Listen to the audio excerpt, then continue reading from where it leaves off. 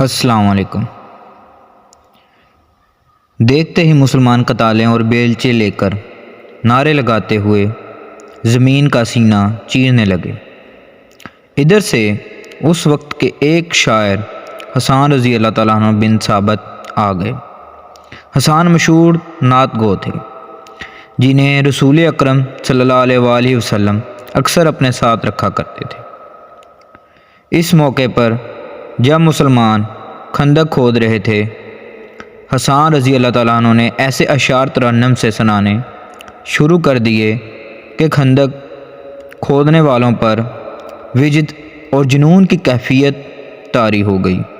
خندق کی لمبائی چند گز نہیں تھی، اسے میلوں دور تک جانا تھا۔ شکین کی پہاڑی سے لے کر جبل بن عبید تک یہ خندق کھودنی تھی۔ زمین نرم بھی تھی اور سنگلاخ بھی تھی، اور یہ نہایت تیزی سے مکمل کرنی تھی کیونکہ دشمن سر پر آن بیٹھا تھا۔ قریش کا لشکر اس عجیب و غریب طریقہ دفاع سے بے خبر احد کی پہاڑی کے دوسری طرف خیمہ زن تھا۔ اس کے پیچھے یہودیوں کا ہاتھ تھا۔ چلتے چلتے خالد کو اپنی آواز سنائی دینے لگی۔ اہل قریش تو ٹھنڈے پڑ گئے تھے، ان پر مسلمانوں کی داغ بیٹھ گئی تھی۔ گھوڑا اپنی مرضی کی چال چلا جا رہا تھا۔ مدینہ ابھی دور تھا۔ خالد کو جیمس سی محسوس ہوئی۔ اس کے قبیلہ قریش نے اسے شرمسار کر دیا تھا۔ اسے یہ بات اچھی نہیں لگتی تھی کہ یہودیوں کے اکسانے پر اس کے قبیلے کے سردار اور سالار ابو سفیان نے مدینے پر حملے کا فیصلہ کر لیا تھا، لیکن وہ خوش تھا کہ حملے کا فیصلہ تو ہوا۔ اتنا بڑا لشکر جو سر زمین عرب پر پہلی بار دیکھا گیا تھا، یہودیوں نے ہی جمع کیا تھا، لیکن خالد اس پر بھی مطمئن تھا کہ کسی نے بھی یہ کام کیا ہو، لشکر تو جمع ہو گیا تھا۔ وہ اس روز بہت خوش تھا کہ اتنے بڑے لشکر کو دیکھ کر ہی مسلمان مدینہ سے بھاگ جائیں گے۔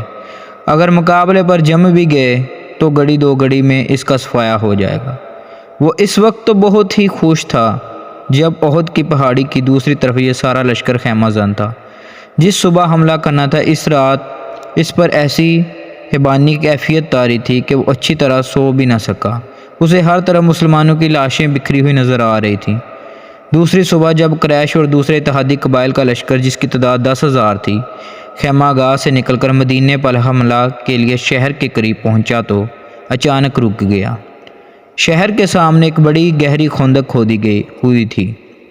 ابو سفیان جو لشکر کے قلم میں تھا، لشکر کا رکا ہوا دیکھ کر گھوڑا سر پر دوڑاتا آگے آیا۔ قریش کے جنگجوؤں، کیوں رک گئے ہو؟ ابو سفیان چلاتا جا رہا تھا۔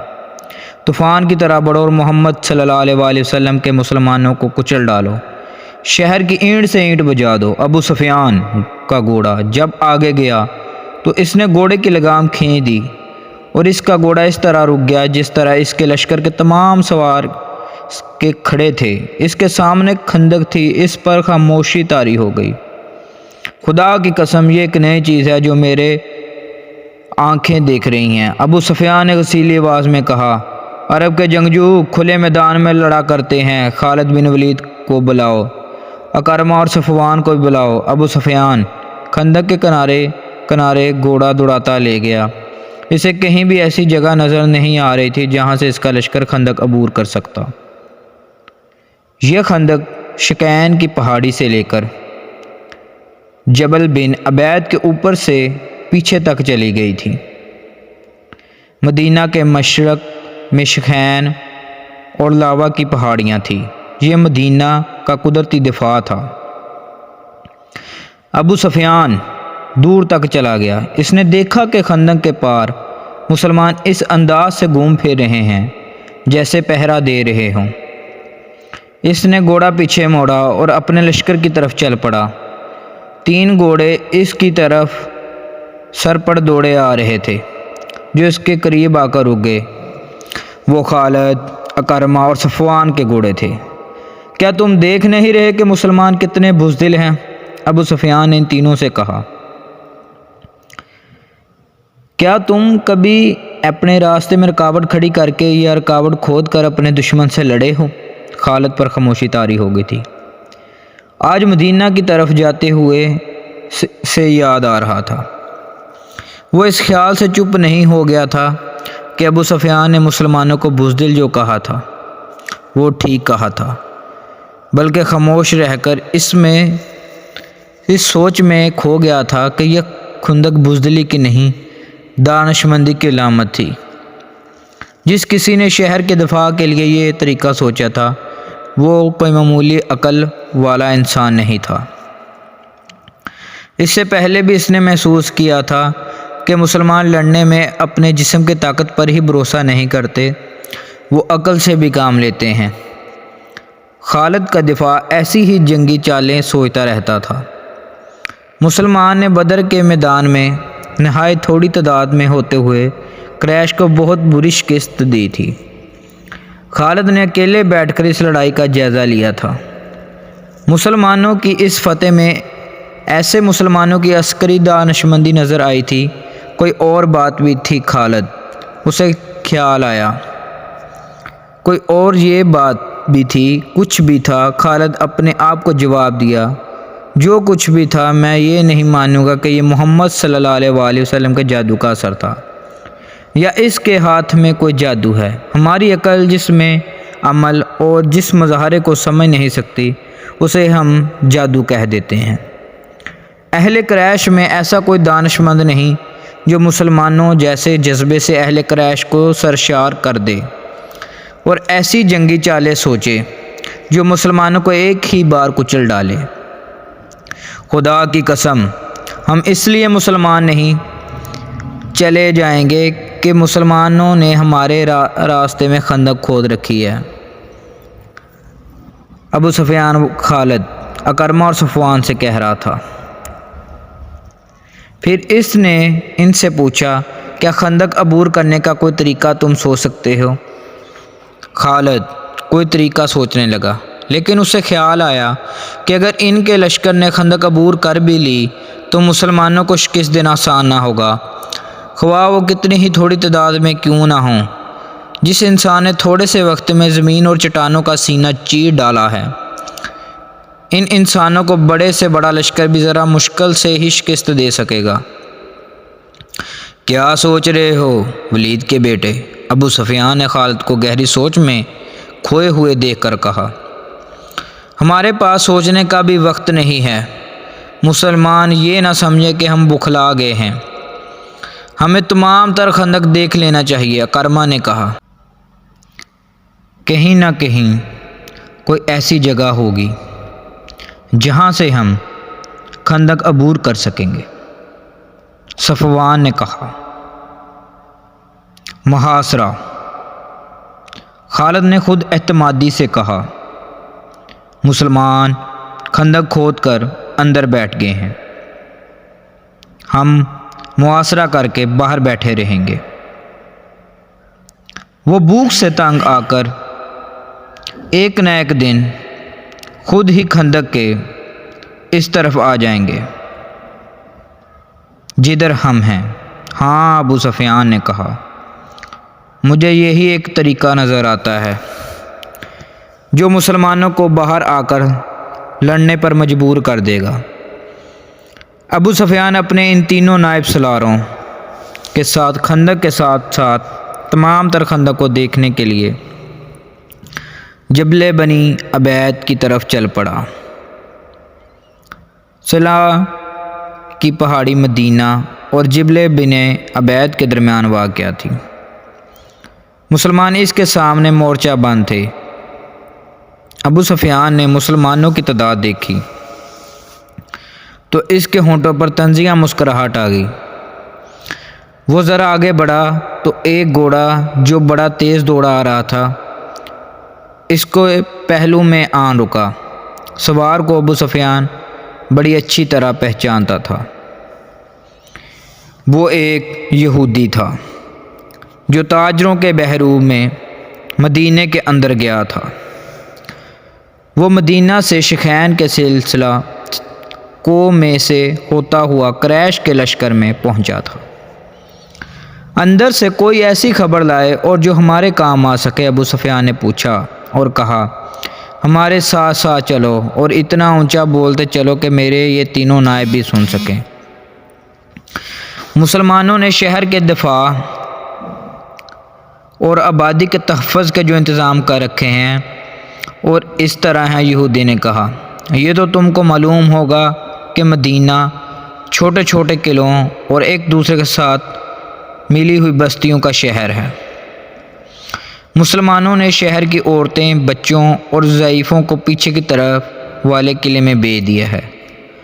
خندق پر نظر رکھنے والوں کے لیے مسلمانوں نے گشتی پہرے کا جو انتظام کیا ہے، اس میں 200-250 افراد شامل ہیں۔ یہ افراد تلواروں کے علاوہ پھینکنے والی برچھیوں اور تیر کمانوں سے مسلح ہیں۔ انہوں نے علاقے تقسیم کر رکھے ہیں جن میں وہ سارا دن اور پوری رات گشت کرتے ہیں۔ جہاں کہیں سے بھی تم خندق عبور کرنے کی کوشش کرو گے، وہاں مسلمانوں کی خاصی زیادہ تعداد پہنچ جائے گی اور اس قدر زیادہ تیر اور برچھیاں برسائیں گے کہ تم لوگ پیچھے کو باغ آنے کے سوا کچھ بھی نہیں کر سکو گے۔ یہ بھی ہو سکتا ہے کہ راتوں کو مسلمانوں کے خواہش خندق سے باہر آ کر تم پر شبخون مار کر واپس چلے جائیں۔ عبداللہ بن ابی کیا کہہ رہا ہے؟ ابو سفیان نے پوچھا۔ اے قریش کے سردار، یہودی جاسوس نے کہا ہے، اتنی عمر گزار کر بھی تم انسانوں کو سمجھنے کے قابل نہیں ہو سکے۔ عبداللہ بن ابی منافق ہے۔ مسلمان اسے جماعت منافقین کا سردار کہتے ہیں اور ہم اسے یہودیت کا غدار سمجھتے ہیں۔ اس نے مسلمان ہو کر ہم سے غداری کی تھی۔ مسلمانوں میں جا کر اس نے تمہارے حق میں انہیں دھوکے دیے۔ اگر احد کی جنگ میں تم جیت جاتے تو وہ تمہارے ساتھ ہوتا، مگر مسلمانوں کا پلہ باری دے کر اس نے تم سے بھی اور یہودیوں سے بھی نظریں پھیر لی ہیں۔ تمہیں اس آدمی پر بھروسہ نہیں کرنا چاہیے جو کسی مذہب کا پیروکار اور وفادار نہ ہو۔ اور حیہ بن اخطب کہاں ہیں؟ ابو سفیان نے کہا۔ اسے محاصرے کا منظر یاد آنے لگا۔ لشکر کا جو حصہ اس کی زیر کمان تھا، اسے اس نے بڑے اچھے طریقے سے محاصرے کی ترتیب میں کر دیا تھا۔ یہ محاصرہ 22 روز تک رہا۔ پہلے 10 دنوں میں ہی شہر کے اندر مسلمان خوراک کی کمی محسوس کرنے لگے، لیکن اسے قریش کا کوئی فائدہ نہیں پہنچ سکتا تھا کیونکہ وہ اپنے ساتھ خوراک اور رسد بہت کم لائے تھے۔ ان کے وہم و گمان میں بھی نہیں تھا کہ انہیں مسلمان اپنے محاصرے میں لمبے عرصے کے لیے بٹھا لیں گے۔ خوراک کی جتنی کمی شہر والے محسوس کر رہے تھے، اس سے زیادہ کمی قریش کے لشکر میں اپنا اثر دکھانے لگی تھی۔ سپاہیوں میں نمایاں طور پر بے چینی نظر آنے لگی تھی۔